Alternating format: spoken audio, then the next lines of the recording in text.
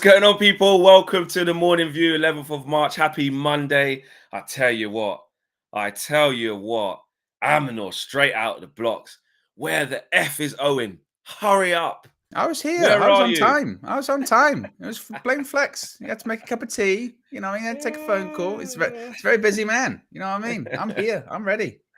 Owen was here. Owen was ready. Let me do that actually, because that's amazing. See, Flex wasn't ready. Yeah. See, that's Aminor. Geez, straight out the blocks, man. yeah. But everyone, Aslan says, Yaga yo, early afternoon view, says Daniel. Funny. Mid-morning view says, Mar, you lot are so harsh. Couple minutes after, bloody hell. Blame Flex. Blame Flex's fault. Hell. Flex's Look fault. at Owen as well. I tell you what, Owen. Talk about trying to mask some of the things behind the scenes. Hey, I blame him. I was on time. Who was on time, Flex? Who was on time? Well, between the pair of us, we come as a team. So you're only as good as your weakest player. You're only as good as the person who was not on time. You know. For you.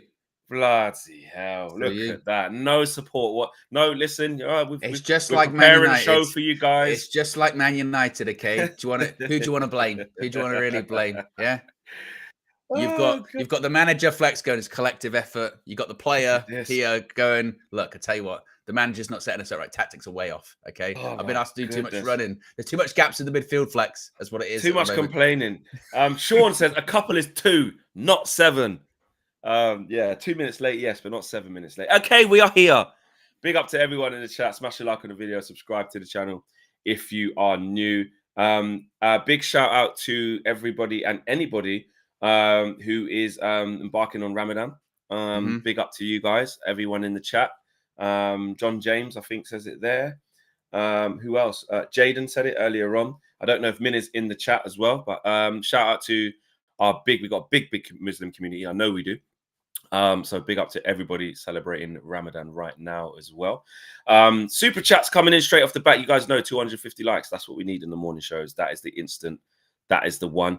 Tabrez had a super chat before we'd even started. He wanted to be straight off the bat. Big up to you, Tabrez. And great to catch up with you as well, bro. Really good to catch up with you in person. The last fan view we did against Everton, guys, that is Tabrez. So if you want to put a name to the face, etc., check out that fan view. Good views. And Tabrez is a big family member of the channel, always here, as is Aminor, as is Lil Yo-Yo and Star-Lord and John James and Joe Blackman and Lil Yo-Yo and all the other people, Steffi, everyone. Tabrez says, if you want Eric Ten Hag out, back the new man and give him time. Same ones who want De Zerbi wanted Eric Ten Hag 2 years ago and said they'd back him and now want him gone. And that seems to be a really common theme of what some people are pushing back with in terms of where they stand on the manager. Aminor says, Flex, can we have a UV members meetup with UV crew? Well, yeah, I mean, when we do our next meetup, I think we did say 200k, but I thought it should be 250. We did say that. But yeah, we said 200, didn't we? Yeah, but we'll see. But we can definitely have a meetup, and to be honest, we want everybody who watches the channel to be able to come. Yeah. And that would be great, as well as our members, of course. I mean, also yes, definitely. Daniel Luciano says USA viewers got an extra hour before the show today. What did their clock change? Yeah, their daylight savings is earlier than ours. I think it was this weekend. Ours is at the end of the month. I think it is, isn't it? So, yes, it is end of the month. Yeah. There's a lovely period around this time of the year, Flex. It's one of my favorite times of the year, because obviously, you know me, being a big wrestling fan, those late nights, 1 a.m.s, those 1 a.m.s, they turn into 12 a.m.s. Oh, big difference. Lovely. Lovely. It's a big difference. It's a very big difference. Yes. Yes, definitely. Okay, what we got on the agenda today, we're going to talk about injuries easing. Are injuries an excuse? Obviously, lead up to Man United, Liverpool, and Ten Hag sort of his injury hopes that guys can get back and give us a good end to the season in the last sort of 10 to maybe 11, 12 games, if you include the FA Cup, if we get through. So yes, what have we got, Owen? So yeah, we were going to talk about injuries there. Of course, Eric Ten Hag has spoken extensively about the injuries, and he actually, in his press conference on Friday, this was in, I think, the embargo part of the press conference that came out in the evening, was speaking about his record. And one of the questions that was asked to him was, if you look at your record and compare it to Jurgen Klopp and Mikel Arteta, then actually you've got more wins than they have in their first 100 games. And do you think that injuries and other issues have kind of derailed that this season? And he said essentially, yes, that he does believe that. And had that not been the case, and of course, if, buts, and maybes, and you can't change what's happened, but he said that actually out of those 100 games, he'd probably have said that we'd have won maybe 75 or maybe something way close to that. In fact, the stat in question we do actually have for you on the screen right now. So there you can see the first 100 games, all competitions. You can see these select managers in their first 100 games.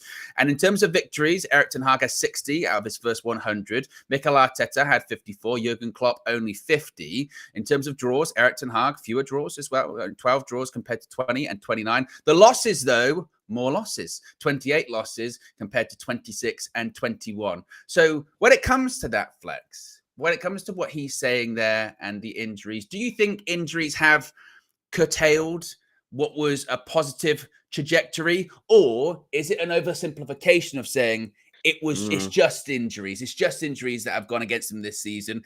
And is it maybe his reaction to those injuries or his reaction to maybe some other issues as well? Can you take anything from that stat, I suppose, is my question. It is interesting when you see it like that, isn't it?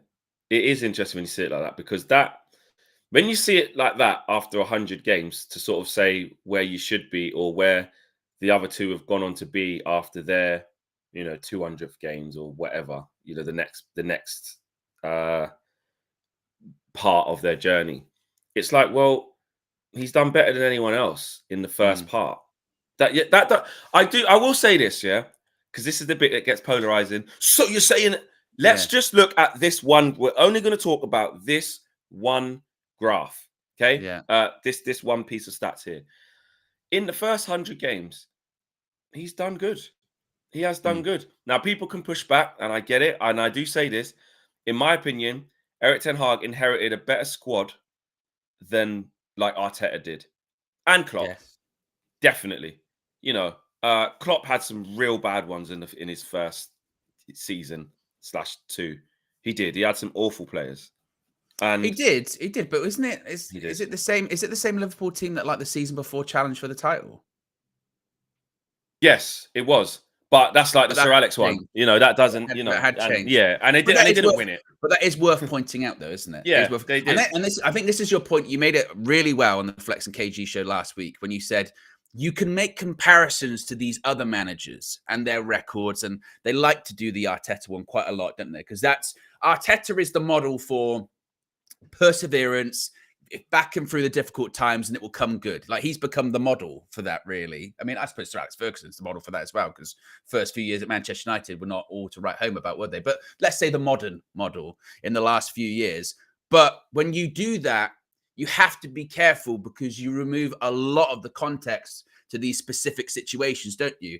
And every manager there has their own story. Every manager has their own context. Like you said, the strength of the playing squad, who hired them, finances, off the field stuff, on the field stuff. Like, it's a very broad comparison, I think. And I think you've got to be careful in terms of just like, well, Mikel Arteta finished 8th 2 years running or whatever, and now they're competing for a title. So that's exactly what's going to happen with Erik ten Hag. Because you go, well, no, we can't go like Jurgen Klopp. Like, yes, he inherited a bad side and he didn't win anything for a long time, and then he started winning stuff. So that's exactly what's going to happen with Erik ten Hag. Because you go, well, no, because Erik ten Hag's already won more than Jurgen Klopp won in his, in his early spell. But that's the reason they'll say stick with him, Owen. Exactly, and this is my point. This is why I say that you have to be careful with the comparisons. Like, there is stuff you can take from it.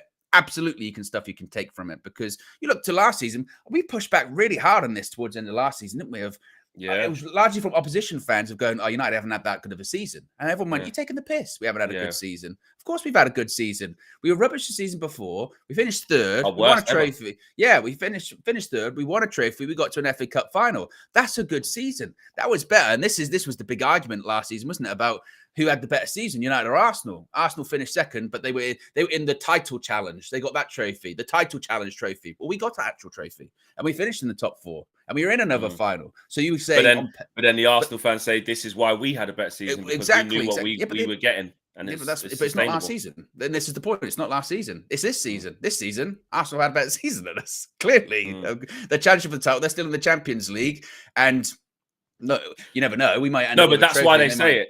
That's why they say that was always going to be better, because with their eyes, they're saying, yeah, you've got that Carabao Cup, but that's masked like all the other problems. Like you're not going to play well next season. We're still in a good position, and we're going to go again. And then they have done it. That doesn't define a good last season. I mean, you can't do that. You can't be like, oh, our last season was better because this season we're better. Well, you're talking about last season. Who had a better 22 to 23? You can't take into account what happens in the future when you're talking about that. I mean, that's ridiculous, isn't it? So I don't know. Like, definitely, as you say, it does say something, doesn't it? It does say something. Well, Eric clearly was onto something, because look at the stats. The question is, I suppose, how much have the injuries done it? Is he still onto something? And I suppose there's also a partial argument in the sense of the subheading under the first 100 games. It says all competitions.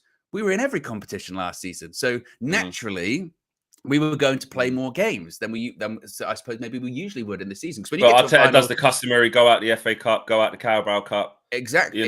So when you're talking, then they went out Europa. When you get to a Carabao Cup final and an FA Cup final and the latter stages of the Europa League, when you play more when you play more games anyway, and we played a playoff round in the Europa League as well. Yeah, you're going to lose more. We're going to win more because we played more games. So once again, out of those 100 games, if you compare them to, say, Arteta and Klopp, how many of them were in the Premier League versus cup competitions? And you know what I mean? Like that's the interesting thing with stats as well. And that's not to put down what Eric Ten Hag has done at all. That's just to say that you have to be careful with comparisons and stats, in my opinion. Yeah. I agree with a lot of what you're saying. I just think, like, as much as, and you're right, there's a lot of reasons why you could look at that and say, this is why people say you've got to keep him. But the parallels aren't always that parallel with the other teams, and to think that everything is going to be the same just isn't it. But you do have to look at some of the mitigating circumstances, though. You do. I'm sorry, you do. Like, the injuries is part of it. I don't care what anyone says. The injuries is part of it. And someone said it yesterday on the Full View. They said, okay, yes, Liverpool have had a lot of injuries, and so have other teams. But they're a team in the image of 9 years with that manager. So, like, every single day, the repetition from academy right through the squad, it's all Klopp. And even everything. Like, I find it really difficult to draw parallels with Liverpool, because they've just got so much right over a sustained period of time off the pitch that, forget even the quality of players. Like, we're just nowhere near these types of establishments, and we're Man United. So you're saying we're not better than Liverpool, we're bigger than Liverpool?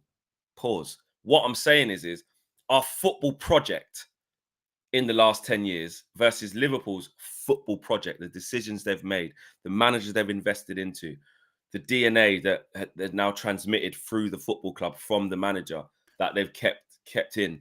It's like, we are nowhere. We've not had that at all. Like, they had a we've vision. had completely. We couldn't be any more opposite to that. Yeah. So when we say it doesn't matter who plays, look how they play. Yes, they've had that guy for 8-9 years, and he's had sustained success. So they're not going to be anything else. Arteta has been at Arsenal for 4 years. 4 years now. 5 years. 2019, wasn't it? Yeah. So 5 years, fifth year. Yeah. This is fifth year. Well, it was like halfway through 2019, 3/4 through 2019. And now you're looking at this Arsenal, even though this Arsenal side hasn't won anything yet, where they won the FA Cup. And that's a big thing. That's a big thing. But one thing you can't say is you look at the football. They're in Arteta's image, this new type of Arsenal. Like, I know I'm not going to give them too much praise because, again, they haven't got over the line yet. I get that bit. But I'm talking about, if you were an Arsenal fan, you're in the stadium, you're looking at the ambience, you're looking at the belief, you're looking at, they're singing songs, they got their scarves up, Arteta's running around like a lunatic, and it's Arteta's Arsenal. This is now officially nothing to do with Wenger and the in-between bit of what Emery is like. We now know what Arsenal are. Like, under that's an interesting thing though with them, because it is a case of, like, how long does that last if you don't win anything? Well, I tried to ask Cecil that the other day on DR, and he didn't like it. Well, but yeah, because even with Klopp, for all of the rock and roll for heavy metal football, before he won, what was the first thing he won? Was it the Champions League the first thing he won at Liverpool? I think it was, wasn't it? That was the first trophy he won, 2019. What, COVID? No, before COVID.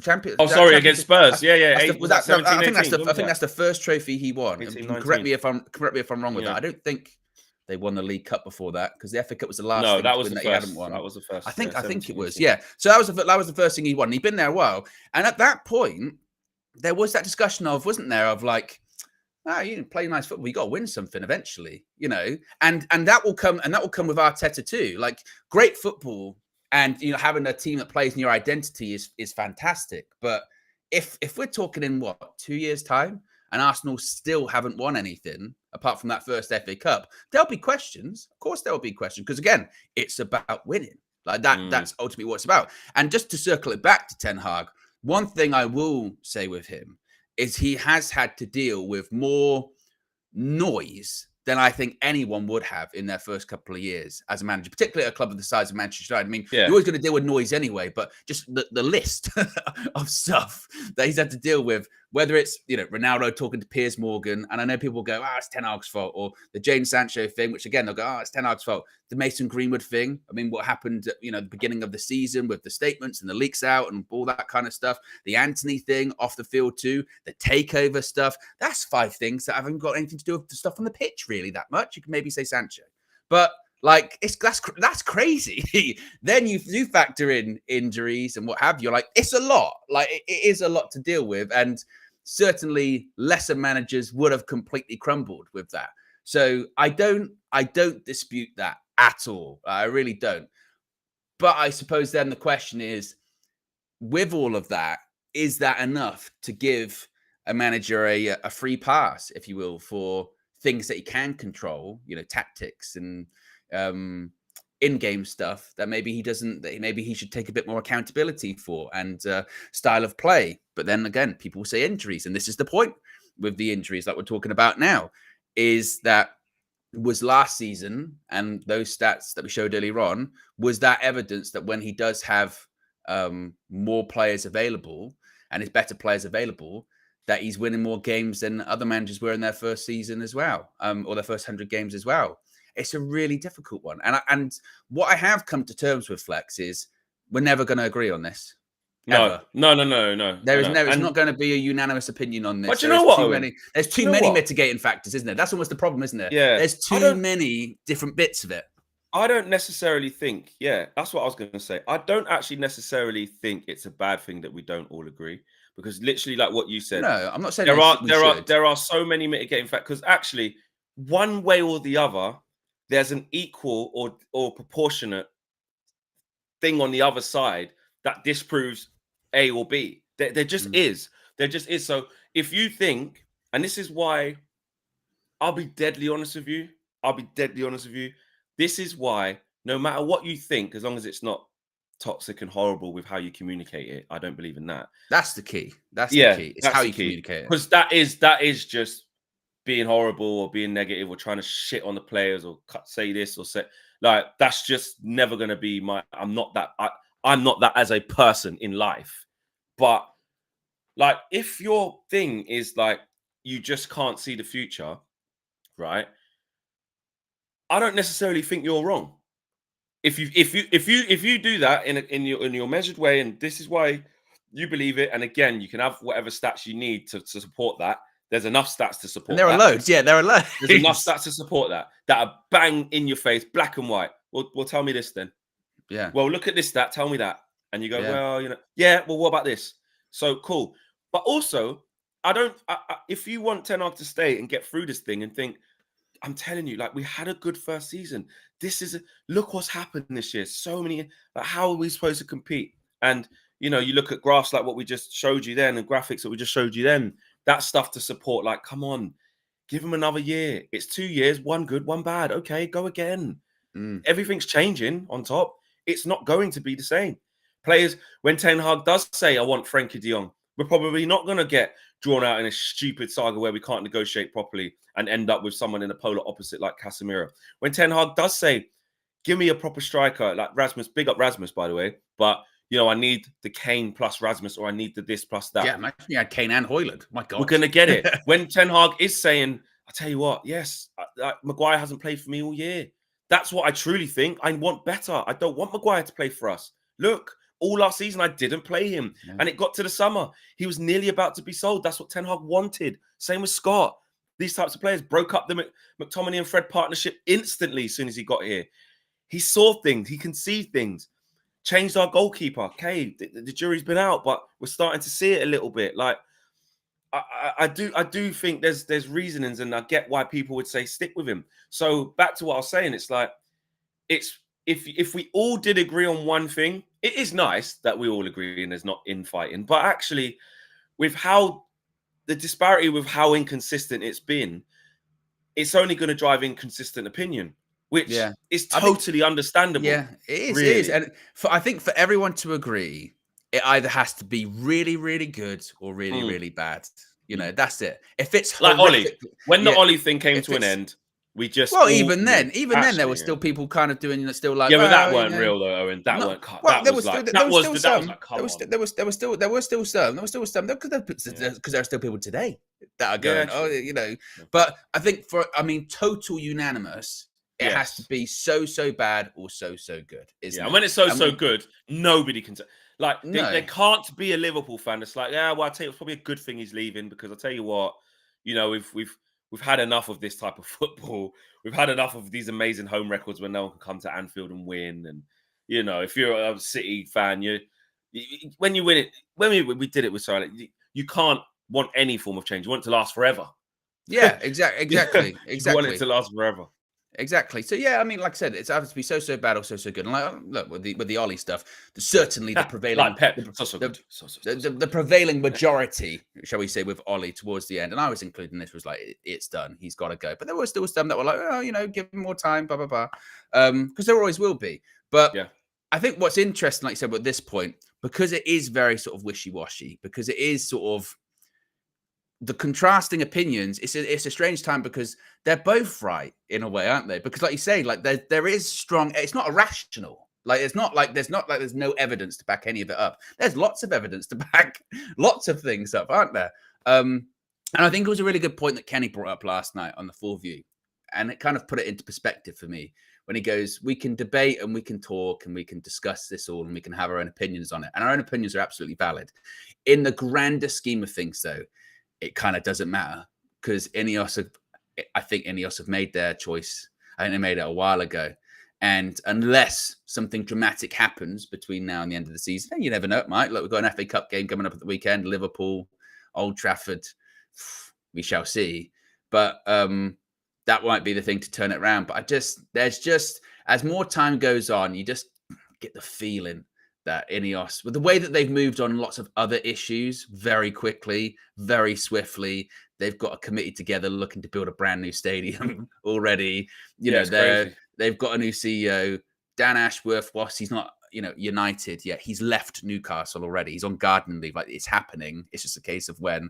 They're moving very, very fast, aren't they? So I think when it comes to the manager, I'd be surprised if they hadn't made their mind up on it already. But things, I suppose, can change, and you never know when it comes to the FA Cup at the game at the weekend. Although, what did yesterday do for you, Flex, when you watched Liverpool? Because I went through a bit of a variation of emotions yesterday, because when their team news came out yesterday, I thought, I tell you what, if they come to Old Trafford and have that team out, I went, yeah, all right then. I know we're not the strongest, but we'll have Rasmus back and Wan-Bissaka back. I'll have two fullbacks and Maguire. And I know people say, Maguire, but it makes a difference having another centre back available. And I thought, but then I saw him play even with the injuries missing. I went, oh, actually, if they come to Old Trafford, I don't know. But could you say that's a weakened Liverpool boosted by Anfield, because it's different there? It's almost like, like when Sir Alex was the manager, and because people put these screen grabs on Twitter all the time. Remember we played Arsenal, I think it's in the FA Cup, and he played like 8 defenders. And it was like 4 in defence, 4 in midfield. And we still won the game. And you go, how the hell did that team win that game 2-0? And you go, it's because it's Old Trafford. And Sir Alex was the manager.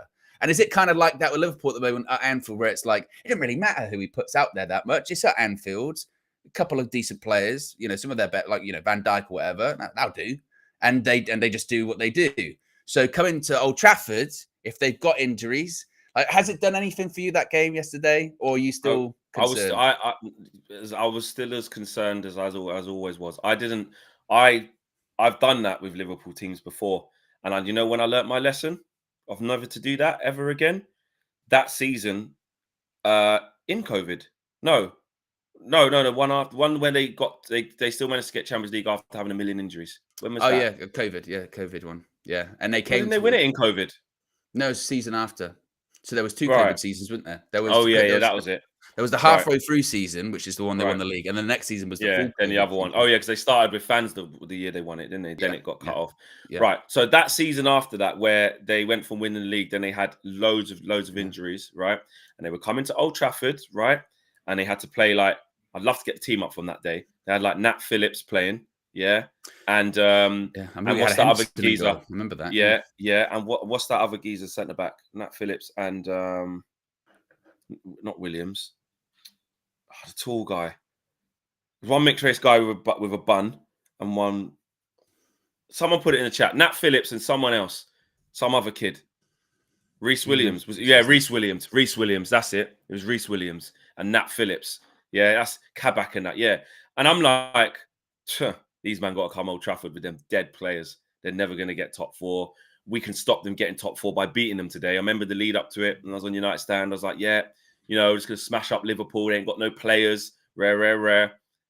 And then they beat us. And we just beat them in the FA Cup as well. We just beat them in the FA Cup. Although looking at their team that day. What was it? It was still strong. Yeah, but what were them defenders though? But I'm just saying. They had 2 centre back. They had 2 centre. They had Williams and Phillips at centre back, but they still had Robertson. They still had Alexander-Arnold. They still had Alisson. They still had Wijnaldum. They had Fabinho, Thiago, front 3, Jota, Firmino, Salah. So it still was their good team. Yeah. They got more injuries now. To be honest, than they had. But what I'm saying is, I just remember just out of just that though. I just remember saying they got them 2 dead man, and they've been struggling with injuries all season. Like, we're just going to beat them at home. Like, we're doing well. Like, I just thought we're going to beat them. And what was that? 4-2 in the end. 4-2. We had our team was Henderson in goal. We had Wan-Bissaka, Eric Bailly, Lindelof, Shaw, McFred in midfield. Then we had Rashford, Bruno, Pogba, Cavani. Right. Okay. So back to what I'm saying. I don't, and even this season when we've seen Liverpool have to play these kids before. You see what they're on. Like, don't do it to yourself. Don't think in that because they're a weakened thing. Because the last time I checked, how many games have they lost since they've played these weakened teams and all of these kids? And when I see it, again, I just see it as it's Klopp's last season. They're playing like something possessed. They never give in. They never say die.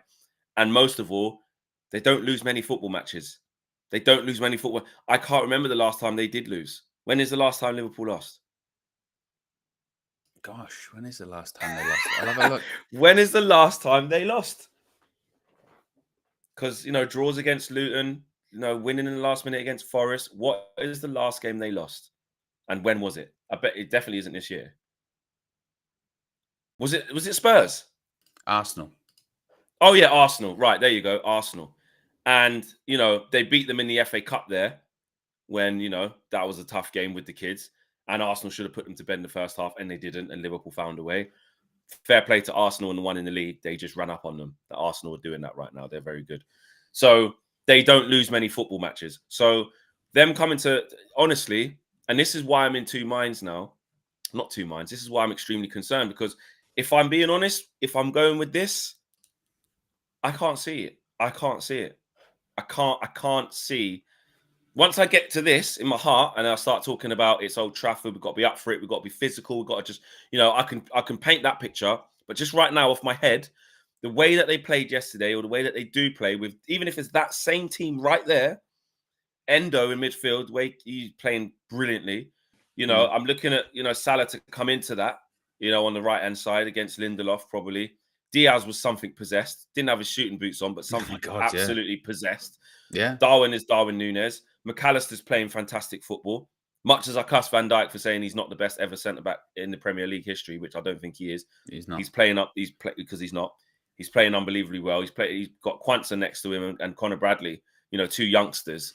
And they just defend well. At the moment, Kelleher, who's supposed to be flipping just, whatever, mate. I'll tell you what, Kelleher, for me, genuinely, he's the best number 2 in the league. I said that a few weeks ago to my mate, who is a Liverpool fan. And I said that, but for me, he's the best number 2 in the league. I think he's not bad. I'll tell you what, even City's keeper's not bad. Yeah. Ortega. I remember he's all right as well. For the longest time, we had that kind of thing, didn't we, with Romero? And we were like, Romero's best number 2 in the league. But there's something about having that strong number 2, particularly if you've got a goalkeeper like Alisson that does get injured. He does get hurt quite a bit. He does get hurt because he plays a bit mad, isn't it? And Stefan Ortega, I was saying last night, I was like, look at him. He's playing out from the back just like Thingy would. Hey, he played against us in the FA Cup final, remember? And he was fine. He was fine, mate. He was fine. And that was the big point, wasn't it? We were saying their number 2 can play out and our number 1 can't even play out. That was. So with the way that they're playing, bro, I see how I actually feel. Right, I'll be honest, Owen. When it gets to the preview thing and by the time I get to Wednesday, I'll get into battle mode. If you go face to face with AGT, you've got to, because the smugness is. I'm not. 100%. You've got. I'm going all in, and you know what? I am going to go all in because this is the last thing we have of the season of building up a big game or something. It's it, because after this, it's over. If we lose, there's nothing left. The season will die on Sunday if we lose. There's nothing else. You can't paint the picture of you might get Europe. I don't care about that. That will be, especially losing to our rivals in the way that we could lose as well. It could be awful. It could be the final now. It really could. Fletcher, what we've got to do at the end of the season, right? We just got to do what Jurgen Klopp did last season, because the way the table looks at the moment, it's likely we're going to be in some form of European football next season, right? So remember Jurgen Klopp the end of last season? It doesn't matter if it's on Tuesday or Wednesday or Thursday. It's all European football. Because I tell you what, the Liverpool fans, they'll try that. They'll come for us going, oh, look at you, not in the Champions League. Your manager said last year it didn't matter. It didn't matter what night it's on, which of course it does. That's my point about press conferences. People say crazy shit in press conferences because you're there to defend yourself and defend the club, right? Yeah. The only thing I've got I'm going all in. When it comes to the weekend and how I'm feeling about it is the FA Cup is weird. It doesn't always go to form. It's not the league. So when that kind of stuff happens, you do see those games where you're like, oh, I'll tell you what, actually, we played really well. We beat them really comfortably. And not that it wouldn't hurt Liverpool, but they'd be like, we're focused on the league anyway. And then the next game at home is in the league, and then that's going to be even different. That's one. And I tell you what, I genuinely, that you'll notice a difference, I think, in terms of the performances of those games, because it's just weird. Sometimes, it's like when, it's a lot more when you're younger, but sometimes you watch an FA Cup game, it's on a different channel, and you watch the game, you go, this game's totally different to feeling like a Premier League game. And like I said, the form, and it just kind of all goes out the window. And look, Erik ten Hag has said since the beginning of the year, every game is a final. That will truly feel like one at the weekend. It will truly feel like one. Yeah. The atmosphere at Old Trafford will be rocking. When we played Liverpool at home last season, it was the same. Man. And obviously those circumstances that day were we hadn't won our first 2 games of the season. There was a big protest that day as well. So that everyone was on. Everyone was up for it that day. And they'll be up for it at the weekend. The only difference is, and this is what I hope happens, and not, because that day, the crowd was rocking, the atmosphere was electric, and the players, they were so up for it that day. I mean, they outfought Liverpool that day. They really, truly did. That's when Malacia was at left back, and he had a brilliant game as well. They just fought. They just fought harder, and that's what they've got to do at the weekend. You've got to give it to them. You really do. And you've just got to fight. You've got to show tenacity. And for a side that we've kind of complained about that this season, saying that it's a side without that kind of grit and without that kind of snarl, they're going to need that, because if you're going to beat them at the weekend, that's what it's going to have to be. So look, there is hope. I'm more hopeful, to be honest, like I said, for the FA Cup game than I am the Premier League game, because I just think Liverpool and the Premier season are a different beast. But FA Cup, you never know. But this is the same Liverpool side that also went, like I said, to the Emirates in the FA Cup, and they beat Arsenal. But like I said, that's not the league, so maybe you don't get the same Arsenal as you would in the Premier League. That's what's weird about the cup. So and look, I remember that my son Anthony, he just put the game on and watched and it hit the post. Hit the post. I remember watching that. Please. We outfought them that day. We really did, and it was that was a big moment for Ten Hag, and maybe he has a similarly big moment, or I guess kind of final moment at the weekend. It does feel like it's kind of like that. It's very much for Sancho, him. why Sancho? Well, yeah, and then the goal that he scores when he sits down both Alisson and is it Van Dijk, and he just passes it into the net. He just literally passed it into the net, easy. Yeah, it's a brilliant. But goal. we were so like we fought that day. That was Milner. Yeah, we so properly fought that day, and that's what we need to do. Yeah, it was. It was. I remember it just being so. Look at Ericsson was playing, and it just shows you, innit, how things change within. Ericsson was brilliant that day as well. Yeah, it was excellent. Those first few games on them. Liverpool and Arsenal at Old Trafford. Ericsson was.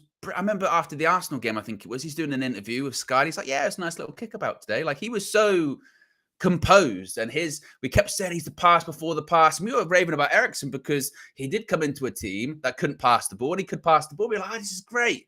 And yeah, the sort of drop off for him has been kind of incredible, hasn't it? I remember when Bruno nearly scored that own goal on the line. He's fucking kicked it straight at bloody. They've crossed it, and he kicked it straight at Leacher. But yeah, there's a breakaway, good ball from Martial, and then went near post and done Alisson. I just remember in the stadium that day. It was just brilliant, man. It was electric, and that is exactly what it is like against Liverpool. Hey, guys, do you remember his comment afterwards that game as well? Ten Hag, when he went to Sky, he said we play fucking good football. Oh yeah, exactly. And that's how it's got to be. It's got to be all action. It's got to be, exactly. I wish we did still. Exactly. 225 likes at the moment, 226 now, because I bet you knew. We got over 1,300 people watching live. Let's get to 250. Forget 250. Let's push toward 500, guys. 500 likes. Let's get towards that. Show says only Sheffield United have faced more shots than us. 134 shots faced in 6 games. Injuries aren't an excuse for it being that bad. Clear tactical setup history. I did see another stat yesterday, which was really important and really interesting about narratives, about how many of those shots were on target. And then the ones that were on target, how many of them were goals. And when you started going into that type of stat, it made very different reading.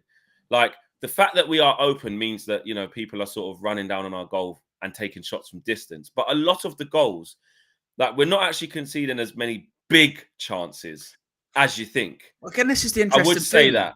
This is true. This is what we're saying about these stats. But people just jump on it and say, "Oh, we're facing 20 shots every game." Well, no, it's more. And again, this is the point, is that there are stats for every argument, and they're actually all kind of valid. They are. Yeah. Like, we said this on the full view yesterday. Because good teams don't concede that many shots. And it was a really good, exactly. And it was a really good discussion when we were saying that the fact that we can see so many shots in a game, that hints at, screams at, there's a tactical setup issue. A team, when you're playing against them, has the space and opportunity to take a shot at goal more often than not, and more often than when a good team like a City or a Liverpool or an Arsenal was playing. That's a problem. That shows a problem. Now, as you mentioned, and this was something that Kenny said and Cam said yesterday, you could look at it as, well, their goalkeeper's not that good. Andre and let's take a shot. So they try and test the goalkeeper. Kenny mentioned it. Sometimes it might be a mindset of, I'm going to take a shot because the team I'm playing is very good in a counter-attacking football. So I'd rather take a shot than lose the ball in transition here. And they take that shot. And like you said, how many of them lead to goals? So that's part of it. But absolutely, there's no question it's a tactical problem. How could it not be? I mean, when look at the company you're keeping, basically. And the company that we're keeping is like Sheffield United, Burnley. That's a massive, massive, massive issue. And that's why Marcel last night was going, hybrid football. You can't play hybrid football. Like you can't do two things at once. You can't do a high press and a low block. You can't be a possession-based counter-attacking football team. That it's an oxymoron. It's not possible. What Ten Hag has to do is stick with one of these things to the end of the season, and then if he's still here, try and rectify it. Instead of trying to do two things at the same time, it's impossible. It is impossible. And that leads to stuff like this, chaos.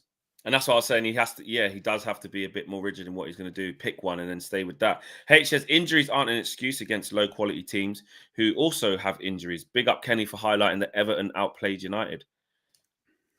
What did you think of that, Owen? And what did you guys think about that at home? Because it was an interesting one that was brought up, because I said during the game that at half time, I think Everton would have turned around, or Sean Dyche would have said, you know what, actually, Oh, they did all right. They did, Yeah, because they did. they'd have looked at it and gone, well, yeah, we conceded 2 penalties, Stonewall penalties, no problem. But in terms of like a threat from open play and sort of creating what looked to be better chances, you would probably give that to Everton in the first half. Second half, maybe you would still say that with Everton, but they had to come on a bit more. United were, I felt, fairly in control of that game in the second half. But in the first half, I don't think, like I said, I don't think Everton would have complained too much about their performance. They'd have just, their problem was, it's been the same problem for them all season. We highlighted it in the preview, is that they quality. can't finish. They got no end product, no quality. That's their ultimately their problem. And this is where people point out about the shots thing. They go, well, if you play a better team, and when we have played better teams this season, you will lose because you can't concede that many shots against better teams because they have better quality. And they'll put it in the back of the net. They'll find a killer pass. That's the problem. Like, that's what Everton couldn't do. What Everton did do, which is why it looked alarming, and I agree, because I said this is a tough watch. This is why I said it's a tough watch, is because they managed to win exchanges, right? So there was a lot of like sort of duels that were kind of lost, and then it led to them having the ball, and then they can go forward with it with big spaces to get to our final third. So when they were getting to our final third, it was like, this is if Jack Harrison makes the right choice, or if Mikalenko crosses properly, or if Onana doesn't overhit that ball, or if Decore, wasn't doing this or that and the other, or if Beto was any good, like they were in dangerous positions.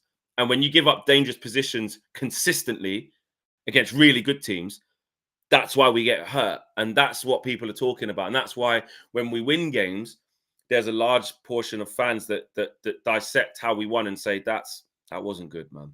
That was because of X, because of Y. But then obviously the people who push back on that say, well, we weren't playing them teams today, though. We exactly got the job done. That's what I was going to say. We just got 3 points. Yeah, that's exactly what I was going to say. Is people will go, you can't do that against big teams, and then people go, yeah, but we're not playing a big team today, so it doesn't matter. And then the response to that is, but we do that when we play big teams because we do it every game. So and that's why we don't normally win the big games, and that's why they should be worried. And again, that comes back to perception, doesn't it? Because some people will just be focused on that match. They'll just be like, I'm just focusing on today. I'm focusing on, we won the game today. I'm happy with the win today. And that's fine. And there'll be people that are still happy that we won, but they'll be looking forward. They'll be thinking about the next game because this game's done. Now they'll be like, but we play Liverpool next week. And if we do that against Liverpool, we'll be in big trouble. And then people go, well, we're not playing Liverpool at the moment. We're playing Everton. So it doesn't matter. But then when we do play it against Liverpool, then those same people go, see, I said that last week that this was going to happen. And like we said, they're not, neither one's wrong. Like neither one's wrong, but that's the space we're in at the moment, where there is this constant debate and dialogue, isn't it? And to be fair, I think that's what we do really well here on United View, is that we're not shutting down anyone's opinions, disagree, some of them. Wow, exactly. That was a disgrace yesterday. But that kind of ruins my point. But the point being is that, like, no, but Cam was called out for it. That's and not, he was, and rightfully so. It's not acceptable. But like the art of debate can still be alive, because a lot of these opinions are right, and that's what we're here for, isn't it? But all of football, the whole of football, since I could imagine, I sound really old now. That's what football always has been. Well, you're an aging gerbil, Flex. That's why. I'm an aging gerbil. Exactly. Like that's what football is. No, I tell you what, this guy is the best of all time. He's the GOAT. No, it's not. It's not him. It's what are you talking about? Not that guy. How can you say that? Have you ever seen this guy? Yeah, even down to, when Hazard retired the other week, and it was like, yeah, but come on, who would you prefer? Prime Hazard or Salah? Well, I tell you what, if you want goals and just scoring at a high rate, it's Salah. But talk about bums on seats and just being an unbelievable player and playing the ball clean, not running into people, can drop the shoulder and go past anyone. Hazard all day for me. Like, that's what it is. It's all about opinion. It's all about opinion. When Rio made the Saka world-class thing versus Foden and all that, like, that was a talking point for the next 2 weeks. The whole Arsenal fan base was completely rattled by it. But then it's been spoken about on every single big platform since. Plus, other platforms even putting it to the players themselves. Like, it's just how it is. This whole thing, and then it's even more intense when it's within your own fan base about your own team when it comes to success or not success or tough times or what you need to do to get out of the tough times. Because we all got our own answers. We all got our own answers as to what this club needs to do. to get back to the top. And it's interesting. We've got 552 votes, but only 287 likes. Disgraces cheats. Please, guys, smash the likes on the video. If we can get 552 votes on should Ineos keep Ten Hag, which I'll say the results in a second, can we please get to 500 likes? It is as easy as voting. Click the thumbs up button. But yes, with the vote that we did 21 minutes ago, should Ineos keep Ten Hag, 72% of the people in the chat are saying yes, which is a big number. That is an overwhelming positive. But when you read the comments, which is why sometimes, you know, the polls are one thing versus the amount of people who actually want to have their say and actually type and say this, that, and the other. Yeah. Just because you read the comments and it may feel like more people are saying, yeah, but his style of play, yeah, but injuries aren't this. But the most part of the people are saying, yes, absolutely keep him. Well, you know look, there was people, a lot of people in the comments I saw yesterday for the full view saying Marcel, you know, talks a lot some of the times, but I think he's right on this one. You know, I think he's right. Some people no, I think he's wrong on this. And again, the Kenny thing really kind of spoke to me when he said this. We can debate it, we can talk about it, but I think the decision's already been made. It doesn't really matter. And that's not to say you don't talk about it, because of course you carry on talking about it. And of course you're allowed to have your opinion. And like you said, that's what it's all about. It's about having discussions and debate civilized, and not because someone disagrees with you, not jumping down their throat and saying they're a fool and they're not a fan. That's a weird one, isn't it? You're not a fan. Why? Yeah. You don't agree? Because you don't agree with me. Yeah, and that's what it's all about. And I suppose the question is, Flex, like, do you think with Ten Hag and his future, do you think that becomes clearer anytime soon? And when I say soon, like in the next couple of weeks, do you think there are any particular games that might be like turning points for it? Yes, I do. Obviously, how I think is that the season will, I think the season will just peter out. I think after that Fulham one, I think that done me. That was a bit. That was damning. I think for a lot of people, I've seen people that have said, "Look, I really backed him," but that was a tough one. It was a bad one, and I know we can you get back to it, and in the very next home game we put it right, and get that. But we knew we were going to go to City and lose under any circumstances anyway. So you kind of thought that's why the Fulham game was so important, because it's like, right, get that done, get a clean slate in February because you've won all the games. Brilliant, had some tough games, Luton. Villa, home game against West Ham. Was that February? West Ham? Can't remember. But anyway, we got the points on the board, and then you beat Forest in the FA Cup. You found a way. Good. Get a good clear run in February. Get 15 points. I think it's minimum saying that. Yeah. And to fall at the last hurdle at home to Fulham, who haven't beaten us in 21 years. And had players missing as well. That's some of their best players. You just go, that was a bad one. Then you lose against City, which again, so you're like, right, no, that's back-to-back defeats in the Prem. You scrape by against Forest, wasn't great, but you do it. It just left a sour amount. And I just think when it went to 11 points from Villa, I just thought, right, we're not going to catch them. And all those Spurs slapped them up yesterday, which was a nice little.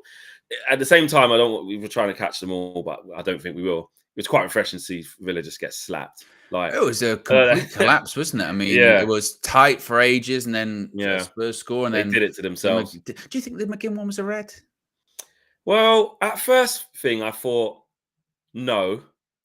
Then when I started watching it back, I went, it's excessive. It is excessive force. I get both sides of it. I do. And I know that sounds boring because I get the side of it of when, like you said, it's the old-fashioned football, like you said, of like us, 20 years ago, it's not. Even like 5 years ago, it's not a red card. He's just give him a bit. You know what I mean? He looks worse than it is. He just left one on him. It's not studs up. He's just But it is excessive force. It's a bad one. And again, he was purposely to leave a bit on him. You're not trying to. Yeah, he went in being a bastard. And maybe in 2024.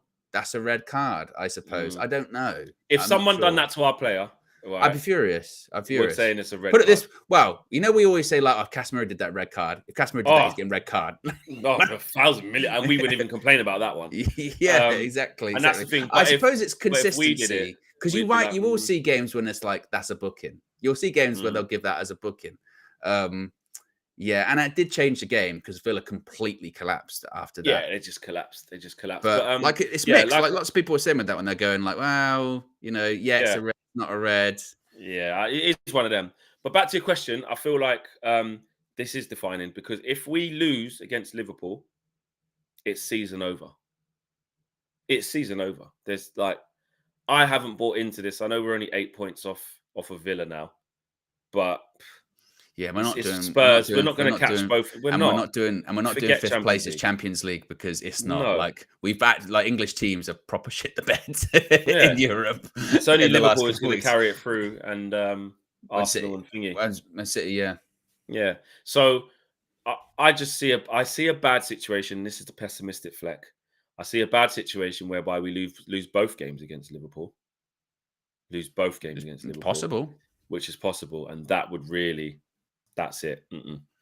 That's I do think like maybe. So how long is the international break? Is it 2 weeks? I think maybe the next 6 weeks. That's the period, isn't it, for Ten Hag? Like I said, for me, I think the decision's already been made anyway. But even if he wins both games against Liverpool, like you're saying, it might, because they're saying that it doesn't matter what happens. Wait, look again. Could he win the FA Cup and then it gets Van Gaal? As we've said, momentum's a funny thing, isn't it? If you get momentum and you get, and maybe he wins over some people that he's lost in terms of some fans, because I do think he has lost some. You like that vote clearly says, not the majority, but there have been some. If he can win those back over, then perception and momentum, they're key things. And if you beat Liverpool twice, then you'd be like, actually, maybe there is something. Maybe there is something here. And that's why, like I said, I would admit this. I'm going all in. I'm going all in for that Liverpool win, because I do think the players can get up for it. Like, they're not immortal. We can beat them. Like, if we just, you have to play like something possessed. The players got to be up for it. We've got to be physical. Like, yes, they're a better team than us right now, but it's going to be rocking. Bigger allocation of Scousers as well on the top of the East Stand. Yeah, because so that'll be 6, 7, 8,000 fans. It's going to be absolutely rocking, proper cut tie. And it's like, if we can't get up for this and find a way, it's like we've got nothing. I mean, look, if we play well and it's a close game and it was a penalty to them, and it's but you showed a bit, you go, listen, it happens. But I definitely believe we can do it. I'm going all in. That there's no point getting towards the end of the season and there's one last big game to get up for, and I just go, well, we've just been shit all season, can't bother. Like, no, it's Liverpool. It's Liverpool. It is Liverpool. So I'm bang on it. I don't want it to look like I'm not bang on it, because I am, and I'm good. Like, you're gonna see in the lead up with AGT, I'm ready. We will feel it. Like, there's something about match day, isn't there? There's something about when you wake up and you can feel it, you can smell it. That kind of, it's match day, and Liverpool especially go, oh yeah. And then when it's FA Cup, loser goes home. That's a proper match. That's a proper big game, and we will be up for it. And as much maybe pessimism and we have maybe in the week, or doubts that are in your mind, once it gets to match day, be like, come on. Once it gets to 15 minutes before kickoff, or you see them in the tunnel and they're walking out onto the pitch, then suddenly that bit in your brain, the logical part of your brain, starts to switch off, and you go, come on, maybe today something happens. So it's going to be massive. But I do think, the next 6 weeks will be pretty defining for Erik ten Hag in terms of the perception. I think will either get way worse than it already is from some people for him, or maybe he'll win some people back over, and he'll be like, see, this is why we need to. Because if we do well against Liverpool, over those 2 games and show some stuff, exactly, perceptions, do it. The Black Rose says, don't lie, Flex. You just want to say I was all in before your Ten Hag out rant. You know what? It's funny, and this is hilarious. So obviously you did the video yesterday, which was about the Ten Hag quit threat, right? And then loads of people, just Flex, just say you're Erik ten Hag out, just say it. We know it. Just say it. We do the full view yesterday, and it's this channel. It's too Ten Hag in. It's too positive. That's part of the problem. And I thought, what a variation. And this is the point, isn't it, that we're making, is that if you criticize, you're Ten Hag out, and you're just lying. If you praise or you look towards another explanation, it's too positive. It's toxic positivity. This is the problem. It's an echo chamber, and it's like, well, what can you do? What can you do? Yeah, exactly. What can you do? Okay, cool. We'll leave it there. Smash a like on the video, subscribe to the channel if you're new. Obviously, we will have a lot of content coming your way in the lead up to the big game on Sunday. Is it game Sunday? Game Yeah, Sunday, right? Sunday, 3:30 Yes. kickoff. Yeah, another busy week, guys. I just dropped my pen. Stay tuned. Rattled. Yeah, Yes, rattled. rattled. Look at Rattled. Rattled. I tell you what, a lot of people on social media are rattled with Jadon Sancho because there's some reports saying that he said, "Oh, you know what? Don't want to come back. It's Ten Hag's fault. It's Ten Hag's fault." Which we didn't go with today. I just didn't really want it to be too negative. But yeah, we'll keep an eye on that. And Samuel Luckhurst did say that Man United continue to monitor Jared Banthwaite and Amadou Onana as well. So we shall see. We shall see what the week brings. But yes, definitely smash a like on the video. Thanks for getting involved. Can we get to 400 on the way out the door? We're at 375. It should be 500, but we'll let you off. And we'll see you again later on today, maybe, or yeah, if anything else happens. See you then. Peace.